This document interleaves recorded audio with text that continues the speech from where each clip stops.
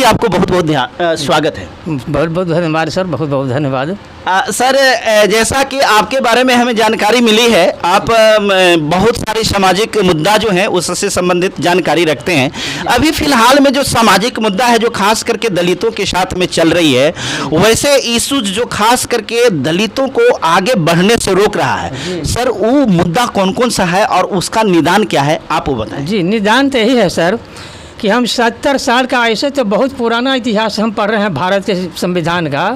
70 साल का इतिहास में आज़ादी के बाद से 70 साल का इतिहास जो देखा, जो भारतीय समाज के दुनिया के सबसे विशाल जनतांत्रिक देश का जो इंडिया है, सबसे विशाल देश का जनतांत्रिक संविधान बना, जिसमें दलितों, पिछड़ों, उपेक्षितों, वंचितों, ये जो हैं शोषितों के लिए जो व्यवस्था की गई है बाबा साहब भीमराव अम्बेडकर का के द्वारा, उसका उपेक्षा कर करके हमारे समाज को शोषण, दमन, उत्पीड़न के गर्त में धकेल दिया गया।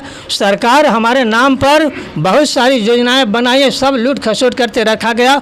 हमारा प्रतिनिधि भी सर जी थोड़ा सा आपको हम रोकना चाहेंगे, क्योंकि हमारा जो मेन मुद्दा है योजना है। आपने बताया बहुत सारी योजना, और हमें यह भी एहसास है कि बहुत सारी योजना के बारे में जानते हैं, क्योंकि हमें भी बहुत सारी योजनाओं के बारे में पता नहीं है। सर हमको ये बताने की कृपा करें कि दलितों के लिए कौन कौन सी योजना है। आप सर योजना जो इतना सही, इसके बारे में तो बहुत ज़्यादा हम नहीं बता सकते हैं, लेकिन ये बात है कि आप देख लिए कि अब इतना सारी व्यवस्था जो है हमारे विभाग में कल्याण मंत्री कल्याण विभाग बनाया जाता है।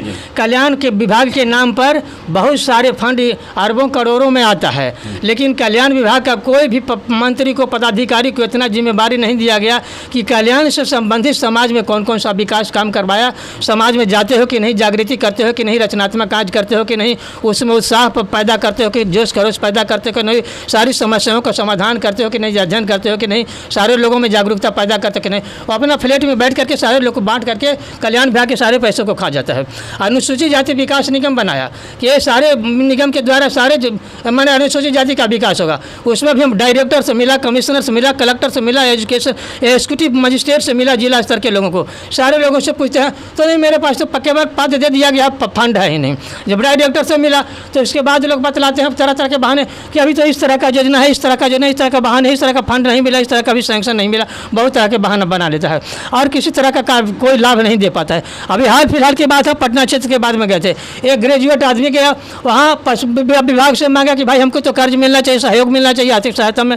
वो कहा कि 60,000 रुपये का आपको अनुदान, लेकिन इस 16,000 रुपये वाला जो प्रोजेक्ट है वो हमको चाहिए। तो नहीं, इसमें तो टाइम अभी लगेगा 2-3 महीना, हमके तो 3 महीना लगेगा, साल भर लगेगा। तो नहीं, सरकार बदल जाएगा, तब तक बदल जाएगा, उसके बाद उसके सर्टिफिकेट को रिजेक्ट कर दिया, कहीं कि नहीं तो टाइम लगेगा नहीं। तो इस तरह की उपेक्षा की भावना जो है, अनादर की भावना है, लोगों को सोचतों पीछतों के विकास के प्रति जो अनादर है, उपेक्षा है, ये सारे कारणों से जितना सरकारी व्यवस्था है सब ही बिल्कुल ये उदासी है, तटस्थ है, निश्चित है।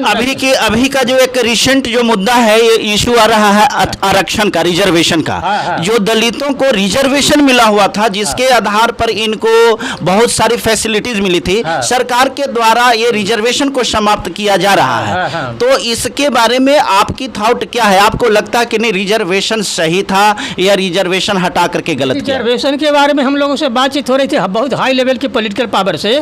उन लोगों ने सवाल पैदा कि 10 साल के लिए रिजर्वेशन था, अभी तक रिजर्वेशन चल रहा है, क्यों चल रहा है 10 साल का रिजर्वेशन? तो हमने उससे कहा कि आप कॉन्स्टिट्यूशन को पूरा नहीं पढ़ पाए हैं। 10 साल के अंतर्गत में सरकार को एक जिम्मेदारी दी गई थी कि 10 साल में सामाजिक बराबरी, समाज के संपन्न वर्ग के समकक्ष हिसाब में ले आना चाहिए, शिक्षा के दृष्टि से, आर्थिक दृष्टि से और विकास के दृष्टि से। लेकिन 10 वर्ष में अपनी जिम्मेदारी पूरा नहीं कर पाया, इस वजह से सरकार की मजबूरी थी, जिस वजह से वो रिजर्वेशन को बढ़ाते चला। उपेक्षा अनादर के कारण सरकार की शिथिलता थी, निष्क्रियता थी, उपेक्षा की भावना थी, जिसके वजह से उसको बढ़ाना पड़ रहा।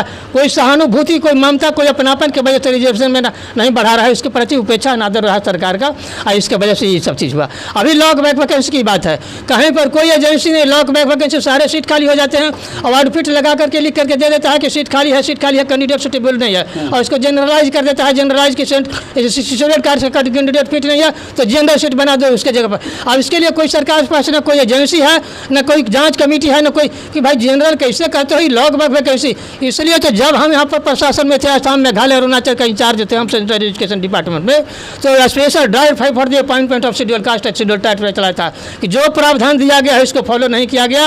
1, 8, 12-20 का जो रोस्टर मेंटेन होना चाहिए, ये होना चाहिए। सारे लोगों को सर्कुलर इशू करके अभियान चलवा करके स्पेशल ड्राइव करवाया था हमारे। ये जो प्रमोशन जो है, इस प्रमोशन में जो आपने बताया कि लोग बैक में जो है, इसमें आपको लग रहा है कि बेईमानी कहीं ना कहीं से किया गया है। आप देखिए, डिपार्टमेंटल प्रमोशन कमेटी हर जगह बना हुआ है। डिपार्टमेंटल प्रमोशन कमेटी में हमारे पार्टी के, हमारे समाज के लोगों को प्रतिनिधि माना जाता है। तो हमारे समाज के जो कैंडिडेट है, एम्प्लॉइज है, जब उसका प्रतिनिधि, उसकी समस्याओं को उसको प्रतिनिधित्व करने वाला कोई नहीं रह पाता है, तो यहाँ पर मनमानी चलता है, मनमानी करता है, ब्यूरोक्रेसी जितना है अपना मनमानी करता है। तो इसलिए डिपार्टमेंटल प्रमोशन कमेटी में तो हमारा रिजर्व रिप्रेजेंटेटिव होना चाहिए, वो भी उसको नहीं रख पाता है। तो सारे जगह पर बेईमानी है, सारे जगह पर उपेक्षा है, सारे जगह पर अनादर है। इस वजह से हमारे सारे समाज के लोग पीछे हुए, दबे हुए लोग हैं, सब तरह से लोग हैं। ये सारी बात है सर। अच्छा सर, एक बात और हम ये जानना चाह रहे हैं कि आखिर इस प्रकार की जो समस्या है, समस्या तो बहुत सारे हैं, एक दो समस्या नहीं, समस्या बहुत सारे हैं। इन समस्या से समाज को निजात दिलाना, जैसे मान लेते हैं कि प्रमोशन में बेईमानी हो रही है, रिजर्वेशन समाप्त किया जा रहा है, वैकेंसीज में मैंने डोनेशन सिस्टम कर दिया गया, सारे चीज को प्राइवेटाइजेशन किया जा रहा है। तो इन तमाम चीजों से छुटकारा पाने के लिए क्या होना चाहिए? इसका छुटकारा के लिए ये प्रावधान है जो 4 तरह के संविधान में, कॉन्स्टिट्यूशन में प्रोविजन है रिट लाने का लिया। अगर जो भी सरकार नेग्लिजेंस ऑफ ड्यूटी किया, अपना ड्यूटी की अवहेलना किया, अनुशासनहीनता का उस पर आरोप लगना चाहिए, और कर्तव्यहीनता का कि जो आपको ड्यूटी दिया गया क्यों ड्यूटी नहीं दिया, पूरा नहीं किया।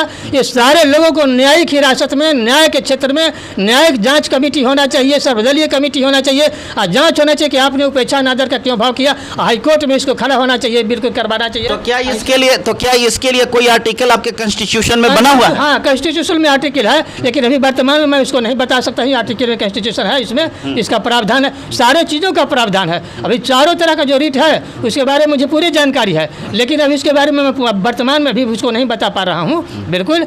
लेकिन ये सारा चीज़ प्रावधान है, प्रावधान। अरे ये सब बिल्कुल बहुत जल्द हम करने जा रहे हैं, बिल्कुल करने।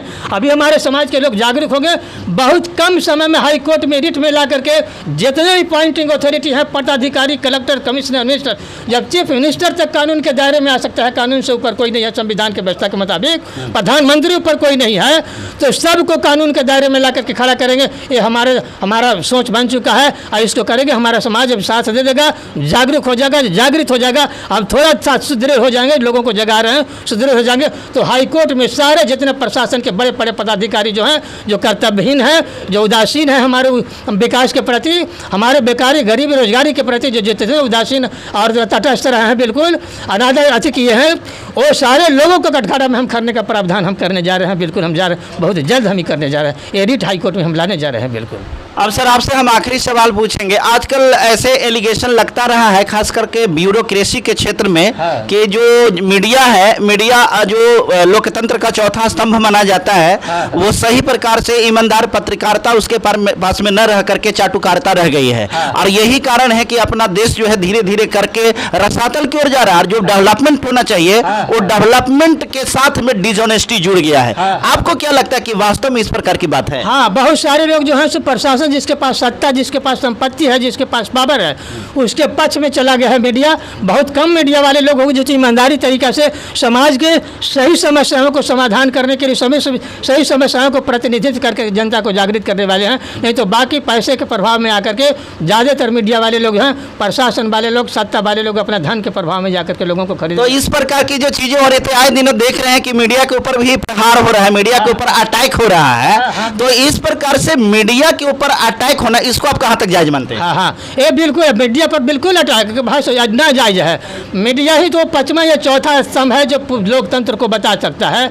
और ये मीडिया पर प्रहार करके जनता के तमाम अधिकार और कर्तव्य को, जनता के मानसिकता को, जनता के सोच को, जनता को सुरक्षा को दबा दिया जाता है, आवाज़ को दबा दिया जाता है। इसलिए ये मीडिया जो है सो जनता का वास्तविक गार्जियन है, रक्षक है, सुरक्षक है। अगर इसको दबा दिया जाएगा तो जनता का अधिकार का हनन हो जाएगा और जनतंत्र को खतरे में पड़ जाएगा। इसलिए जनता को इस बात को, मीडिया के को साथ होना चाहिए, मीडिया को साथ देना चाहिए, क्योंकि मीडिया है सो जनता के हित में काम करता है, जनता की आवाज़ में उठाता है, बहुत खतरा उठा करके, बहुत रिस्क उठा करके जनता के समाज को ऊपर ले जाता है। सर, दलितों के लिए आपका संदेश क्या होगा? आपको खास करके अपने समाज को क्या संदेश देना चाहेंगे ताकि वो देना चाहते हैं कि अब जनता है पर दलित जनता जागरूक हो जाए। अपने जात के नाम पर जो प्रतिनिधि जुट करके जाता है, उस पर भी विश्वास मत करो, दूसरों पर भी विश्वास मत करो। चोर, ये सारे धोखाधड़ी लोग हैं, सारे पैसे वाले लोग हैं। ये भीख मांगा है, भीख मांग करके, वोट के भीख मांग करके राज्य सत्ता में चला जाता है, फिर जनता में कोई तरह की जागृति नहीं लाता है, सामाजिक भावना नहीं लगता है, उसके शोषण दमन उत्पीड़न के प्रति कोई सहानुभूति और कोई जागृति, कोई एकता, कोई संगठन नहीं बना पाता है, अपना कर्तव्य पूरा नहीं कर पाता है, बस अपने में भूल जाता है, पैसा के सत्य में मन में भूल जाता है सब कुछ का, अपना कर्तव्यहीन हो जाता है बिल्कुल। इसलिए इस पर कोई विश्वास नहीं करना है, अपने जनता को जगाना होगा, अपनी शक्ति को पहचानना होगा, एकता को पहचानना होगा। ये नकली जो प्रतिनिधि है, नकली जो जितने हमारे प्रतिनिधि हैं, उन लोगों से सावधान रहने की जरूरत है।